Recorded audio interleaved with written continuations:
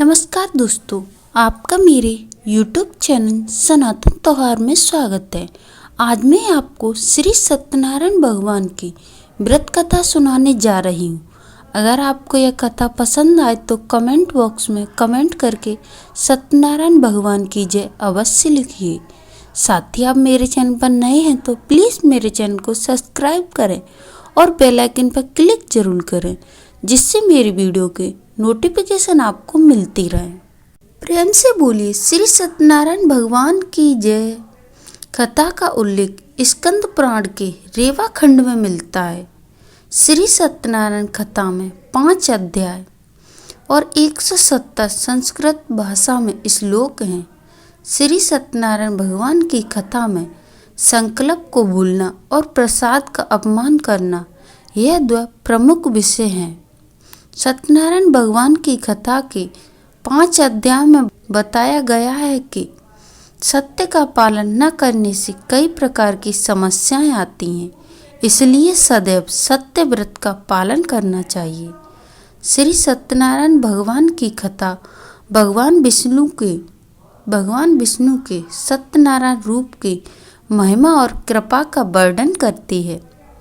इसका श्रवण और पीठ जीवन में सुख, समृद्धि और शांति और हर प्रकार की समस्याओं से मुक्ति की कामना के लिए किया जाता है।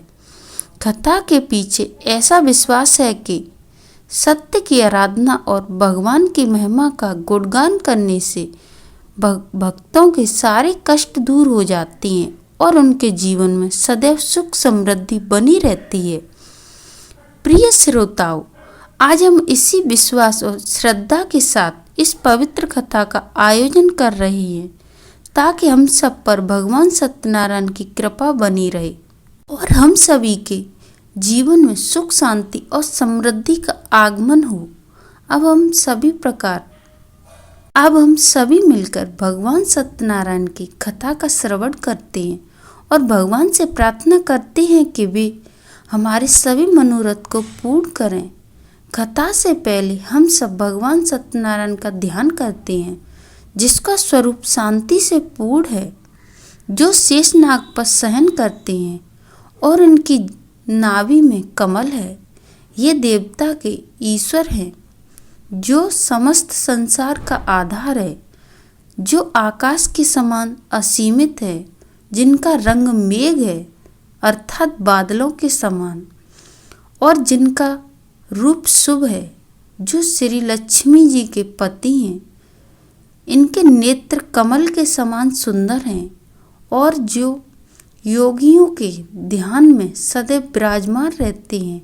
हम सब उन भगवान श्री विष्णु की वंदना करते हैं, जो संसार के सभी भयों का नाश करने वाले और समस्त लोगों एकमात्र स्वामी हैं। प्रेम से बोलिए श्री सत्यनारायण भगवान की जय, श्री लक्ष्मी नारायण की जय। पौराणिक कथा के अनुसार एक समय नैमिषारण्य तीर्थ में सैनक आदि 88,000 ऋषियों ने श्री सूत जी से कहा, हे प्रभु,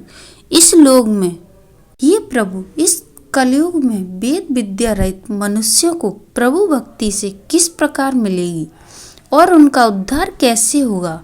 हे मुनि श्रेष्ठ, कोई ऐसा तप कहिए जिससे थोड़े समय में पुण्य प्राप्त होवे और मनोवांछित फल मिले। ऐसी कथा को सुनने की हमारी इच्छा है। सर्वशास्त्र ज्ञाता श्री सूत जी बोले, हे विष्णु, श्री विष्णु जी ने पूछा, आप सबने सभी प्राणियों के हित की बात पूछी है। अब मैं उस श्रेष्ठ व्रत को आप लोगों को जरूर बताऊंगा, जिस व्रत को नारद जी ने श्री लक्ष्मी नारायण भगवान से पूछा था और लक्ष्मीपति ने मुनि श्रेष्ठ नारद से कहा था, सो उसे ध्यान पूर्वक सुनो। एक समय योगीराज नारद जी दूसरे के हित की इच्छा से अनेक लोकों में घूमते हुए मृत्यु लोक में पहुंच जाती हैं। यहाँ उनके योनियों में जन्मे हुए प्राय सभी मनुष्यों को अपने कर्मों के अनुसार उनके दुखों से पीड़ित देखकर सोचा कि किस यत्न के करने से निश्चय ही प्राणियों के दुख का नाश हो सकेगा। ऐसा मन में सोचकर देवऋषि नारद श्री विष्णु लोक को गए। वहां श्वेत वर्ण और 4 भुजा वाले देवों के नारायण को देखकर जिनके हाथों में शंख चक्र और गदा और पदा थे तथा वरमाला पहने हुए थे, स्तुति करने लगे। हे भगवान, आप अत्यंत शक्ति से संपन्न हैं। मन तथा वाणी भी आपको नहीं पा सकती है। आपका आदि मध्य अंत भी नहीं है। आप निगुण स्वरूप सृष्टि के आदि भूत और भक्तों के सभी दुखों को नष्ट करने वाले हो। आपको मेरा नमस्कार। नारद जी से इस प्रकार की स्तुति सुनकर भगवान विष्णु बोले, हे मुनि श्रेष्ठ, आपके मन में क्या है? आप किस काम के लिए आगमन हुए हैं? निसंकोच कहिए। तब नारद मुनि बोले, प्रभु, मृत्यु लोक में सब मनुष्य जो अनेक योनियों में पैदा हुए हैं, आपने अपने अपने कर्मों के द्वारा अनेक प्रकार के दुखों से दुखी हो रहे हैं। नाथ, यदि आप मुझ पर दया रखते हो तो बतलाइए कि मनुष्यों को सब दुखों से थोड़े से प्रयत्न करने से कैसे दूर हो सकते हैं। तब विष्णु भगवान बोले, हे नारद जी, मनुष्यों की भलाई के लिए तुमने बहुत ही अच्छी बात पूछी है। जिस काम के करने से मनुष्य मोह से छूट जाता है, वह कहता है। मैं कहता हूँ, सुनो। बहुत पुण्य देने वाले स्वर्ग तथा मृत्यु लोक दोनों में दुर्बल एक अत्यंत उत्तम व्रत है। आज मैं प्रेम बस होकर तुमसे कहता हूँ, श्री सत्यनारायण भगवान का यह व्रत अच्छी तरह विधि पूर्वक करके मनुष्य धरती पर आयु पर्यंत सुख भोग कर मरने पर मोक्ष प्राप्त होता है। श्री भगवान के वचन सुनकर नारद मुनि बोले, हे भगवान, उस व्रत का फल क्या है? क्या विधान है? और किसने यह व्रत किया था? और किस दिन यह व्रत करना चाहिए? विस्तार पूर्वक कहिए। भगवान विष्णु बोले, हे नारद, दुख शोक आदि को दूर करने वाला, धन्य धान को बढ़ाने वाला, सौभाग्य तथा संतान को देने वाला, यह सब स्थानों पर विजय प्राप्त करने वाला है। भक्ति और श्रद्धा के साथ किसी भी दिन मनुष्य श्री सत्यनारायण का प्रातः काल के समय ब्राह्मणों तथा बंधुओं के साथ धर्म प्राण होकर पूजा करें। भक्ति भाव से 9 वेद, केले का फल, शहद, घी, दूध और गेहूं के आटे का सवाया लेवें। गेहूं के अभाव में सांटी का चूर्ण भी ले सकते हैं और सब पदार्थों को भगवान को अर्पण करें। देवों तथा बंधुओं सहित ब्राह्मणों को भोजन करावें। उसके बाद स्वयं भोजन करें। रात्रि में नित्य गीत आदि का आयोजन कर सत्यनारायण भगवान का ध्यान करते हुए समय बिताएं। इस तरह व्रत करने से मनुष्यों की सारी इच्छाएं पूर्ण होती हैं। विशेष रूप से काल रात्रि में भूमि पर यही मोक्ष का सरल उपाय है। प्रेम से बोलिए, श्री सत्यनारायण भगवान की जय। श्री सत्यनारायण भगवान का प्रथम अध्याय, संपूर्ण दूसरा अध्याय भी। श्री सत्यनारायण भगवान श्री सूत जी बोले, हे ऋषियों, जिसने पहले समय में इस व्रत को किया, इसका इतिहास कहता हूँ, ध्यान पूर्वक सुनो। सुंदर काशीपुर नगरी में एक अत्यंत निर्धन ब्राह्मण रहता था। वह भूख और प्यास से बेचैन हुआ नित्य पृथ्वी पर घूमता था। ब्राह्मणों से प्रेम करने वाले भगवान ने ब्राह्मणों को दुखी देखकर बूढ़े ब्राह्मण का रूप धारण कर उसके पास जाकर आदर पूर्वक पूछा, ये विप्र, तुम नित्य दुखी होकर पृथ्वी पर क्यों घूमते हो? हे ब्राह्मण, यह सब मुझे कहो, मैं सुनना चाहता हूँ। तब वह ब्राह्मण बोला, मैं निर्धन ब्राह्मण हूँ, भिक्षा के लिए पृथ्वी पर फिरता हूँ। हे भगवान, यदि आप इससे छुटकारा पाने के लिए कोई उपाय जानते हो तो कृपया कर मुझे बताओ।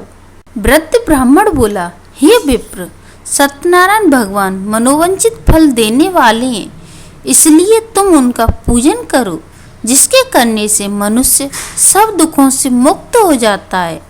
तब ब्राह्मण को व्रत का सारा विधान विधि विधान बताते हैं। बूढ़े ब्राह्मण का रूप धारण करने वाले श्री सत्यनारायण यहीं से अंतर्ध्यान हो गए। जिस व्रत को वृद्ध ब्राह्मण ने बताया है, मैं उसको अवश्य करूँगा। यह निश्चय करने पर उसे रात भर नींद नहीं आई। सुबह उठकर सत्यनारायण भगवान के व्रत का निश्चय कर वह भिक्षा के लिए चला गया। उस दिन उसको भिक्षा में बहुत सारा धन मिला, जिससे बंधु बांधवों के साथ उसने सत्यनारायण भगवान का व्रत किया, जिसके करने से उस ब्राह्मण के सभी दुख दूर हो गए और वह संपत्तियों से युक्त हो गया। उस समय से वह ब्राह्मण हर मास व्रत करने लगा। इस तरह सत्यनारायण भगवान के व्रत को जो भी करेगा वह मनुष्य सब दुखों से छूट जाएगा। इस तरह नारद जी से सत्यनारायण भगवान का कहा हुआ यह व्रत मैंने तुमसे कहा है। ये विप्रो, मैं अब और क्या करूं? तब ऋषिगण बोले, हे मुनिवर, संसार में इस ब्राह्मण से सुनकर किस किसने इस व्रत को किया है, हम वह भी सुनना चाहते। इसके लिए हमारे मन में अत्यंत जिज्ञासा हो रही है। सूत जी बोले, हे मुनिवर, जिसने इस व्रत को किया है वह सब भी सुनिए। एक समय वह ब्राह्मण धन और ऐश्वर्य के अनुसार बंधु बांधवों के साथ व्रत करने की तैयारी कर रहा था। उसी समय एक लकड़ी बेचने वाला बूढ़ा आदमी आया और बाहर लकड़ियों को रखकर ब्राह्मणों के मकान में गया। प्यास से दुखी होकर लकड़हारा उनको व्रत करते देखकर ब्राह्मणों को नमस्कार करने लगा। यह आप क्या कह रहे हैं? जिसके करने से क्या फल मिलता है, कृपया कर मुझको बताइए। ब्राह्मण ने कहा, सब मनोरथ पूर्ण करने वाला यह व्रत सत्यनारायण भगवान का व्रत है, जिसकी भी कृपा से मेरे यहाँ धन धान्य आदि की वृद्धि हुई है। ब्राह्मण से इस व्रत के बारे में जानकर लकड़हारा अत्यंत प्रसन्न हुआ। चरणामृत लेकर प्रसाद ग्रहण करने के बाद वह अपने घर को गया। अगले दिन लकड़हारे ने अपने मन में इस प्रकार संकल्प लिया कि आज गांव में लकड़ी बेचने से जो भी धन मिलेगा उसी से सत्यनारायण भगवान का उत्तम व्रत करूंगा। ऐसा मन में निश्चय कर वह बूढ़ा आदमी लकड़ियां अपने सिर पर रखकर जिस नगर में धनवान लोग रहा करते थे, ऐसे सुंदर नगर में गया। उस दिन वहां पर उसे उन लकड़ियों का दाम पहले से 4 गुना मिला। तब वह लकड़हारा दाम लेकर अति प्रसन्न होकर पके केले, शक्कर, घी, दूध, दही और गेहूं का चूर्ण इत्यादि सत्यनारायण भगवान के व्रत की कुल सामग्री को लेकर अपने घर आया। फिर उसने अपने परिवारजनों को बुलाकर विधि के साथ सत्यनारायण का व्रत किया। उस व्रत के पुण्य प्रभाव से वह बूढ़ा लकड़हारा धन, पुत्र आदि से युक्त हो गया और संसार की समस्त सुख भोग कर अंत में वैकुंठ लोक में चला गया। श्री सत्यनारायण भगवान की जय। श्री सत्यनारायण भगवान का दूसरा अध्याय, संपूर्ण तीसरा अध्याय। श्री सूत जी बोले, ये श्रेष्ठ मुनियों, अब आगे की कथा कहता हूँ, सुनो। पहले समय में उल्कामुख नाम का एक बुद्धिमान राजा रहता था। वह सत्य और जितेंद्रिय था। प्रतिदिन देव स्थानों पर जाता और गरीबों को धन देकर उनके कष्ट दूर करता था। उसकी पत्नी कमल के समान मुख वाली और सती सावित्री थी। पुत्र प्राप्ति के लिए भद्रसला नदी के तट पर उन दोनों ने सत्यनारायण भगवान का व्रत किया। उस समय वहाँ एक साधु नामक वैश्य आया। उसके पास व्यापार के लिए बहुत सारा धन था। वह नाव को किनारे पर ठहरा कर राजा के पास आया और राजा को व्रत करते देखकर विनय के साथ पूछने लगा, हे राजन, भक्ति युक्त चित्त से यह आप क्या कर रहे हैं? मेरी सुनने की इच्छा है, सो आप मुझे यह बताइए। तब राजा बोले, हे वैश्य, मैं अपने बांधवों के साथ पुत्र आदि की प्राप्ति के लिए यह महाशक्तिमान नारायण भगवान का व्रत और पूजन कर रहा हूँ। राजा के वचन सुनकर साधु आदर से बोला, हे राजन, मुझे भी इस व्रत का विधान कहो। मैं भी आपके साथ इस व्रत को करना चाहता हूँ और मेरे भी कोई संतान नहीं है और मुझे विश्वास है कि इस व्रत के करने से निश्चय ही मुझे संतान प्राप्ति होगी। तब राजा से सब विधि विधान सुनकर व्यापार से निवृत्त होकर वह आनंद के साथ अपने घर को गया। साधुओं ने अपनी स्त्री को संतान देने वाले इस व्रत को सुनाया और प्रण किया कि जब मेरे यहाँ संतान होगी तब मैं इस व्रत को करूँगा। साधु ने ऐसे वचन अपनी पत्नी लीलावती से कहे। एक दिन उसकी पति पत्नी के साथ आनंदित होकर सांसारिक धर्मों में प्रवृत्त होकर श्री सत्यनारायण भगवान की कृपा से गर्भवती हो गई और 10वें महीने में उसके एक सुंदर कन्या का जन्म हुआ। वह कन्या दिन पर दिन बढ़ने लगी, जैसे शुक्ल पक्ष का चंद्रमा बढ़ता है। कन्या का नाम कलावती रखा गया। तब लीलावती ने मीठे शब्दों में अपने पति से कहा कि हे स्वामी, जो आपने संकल्प लिया था कि मैं संतान होने पर श्री सत्यनारायण का व्रत करूँगा, अब आप उसे करिए। साधु बोला, हे प्रिय, इसके विवाह पर करूँगा। इस प्रकार अपनी पत्नी को आश्वासन देकर वह नगर को चला गया। अब कलावती अपने पिता के घर में रहकर बड़ी हो रही थी। एक दिन साधु ने जब नगर में सखियों के साथ अपनी पुत्री को देखा तो वह तुरंत दूत को बुलाकर कहा कि पुत्री के लिए कोई सुयोग्य वर देखकर लाओ। साधु की आज्ञा पाकर दूत कंचन नगर पहुंचा और वहां पर बहुत खोज कर, बहुत देखभाल कर कन्या के लिए सौभाग्य वर को पुत्री के लिए ले आया। उस सुयोग्य युवक को देखकर साधुओं ने अपने बंधु बांधव सहित प्रसन्नचित्त होकर अपनी पुत्री का विवाह उसके साथ कर दिया। किंतु दुर्भाग्य से विवाह के समय भी उस समय व्रत का करना भूल गया। तब श्री सत्यनारायण भगवान क्रोधित होकर उस साधु को श्राप दे दिया कि तुम्हें दारुण दुख प्राप्त होगा।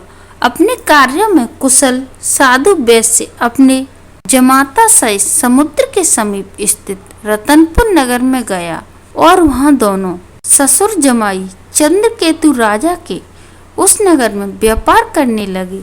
एक दिन भगवान सत्यनारायण की माया से प्रेरित कोई चोर राजा का धन चुराकर भाग रहा था, किंतु राजा के दूतों को आता देखकर चोर घबराकर भागते हुए धन को वहीं छुपाकर छोड़ गए।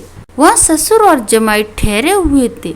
जब दूतों ने उन साधु वैश्य के पास राजा का धन रखा हुआ देखा तो उन्होंने चोर समझकर दोनों को बांध कर ले गए और राजा के पास जाकर बोले, हे राजन, यह दो चोर हमने पकड़ लिए हैं, देखकर आज्ञा दीजिए। तब राजा की आज्ञा से उनको कठोर कारागार में डलवा दिया गया और उनका सब धन भी छीन लिया गया। सत्यनारायण भगवान के श्राप के कारण साधु वैश्य की पत्नी और पुत्री भी इधर घर में बहुत दुखी रहने लगी। उनके घर में भी जो भी धन रखा था चोर चुरा कर ले गए। शारीरिक और मानसिक पीड़ा तथा दुख और प्यास से अति दुखी होकर वह अन्न की चिंता में कलावती एक दिन एक ब्राह्मण के घर गई। वहाँ उसने सत्यनारायण भगवान का व्रत होते देखा, फिर कथा सुनी और प्रसाद ग्रहण कर रात होने पर वह घर आई। तब उसकी माता ने कलावती से पूछा, हे पुत्री, तू अब तक कहाँ रही थी और तेरे मन में क्या है? कलावती कहने लगी। हे माते, मैंने एक ब्राह्मण के घर पर श्री सत्यनारायण भगवान का व्रत होते देखा है।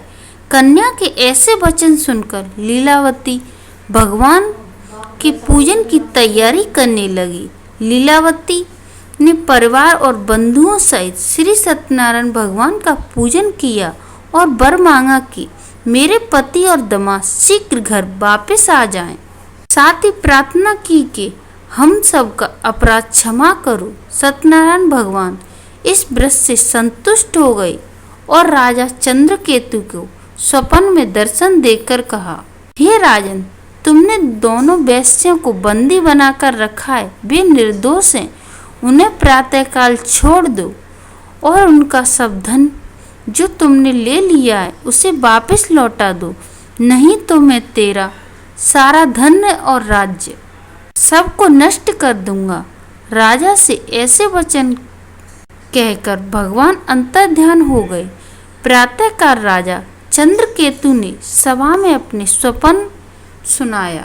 दोनों वेश्यों को कैद से मुक्त कर दिया और राजा मीठे वचनों से बोला, हे महामुनि, तुम्हें देशवश ऐसा कठिन दुख प्राप्त हुआ है, अब तुम्हें कोई भय नहीं है। ऐसा कहकर राजा ने उनके नए नए वस्त्र आभूषण देकर उनका जितना भी धन था उतना सारा धन देकर उन्हें विदा कर दिया।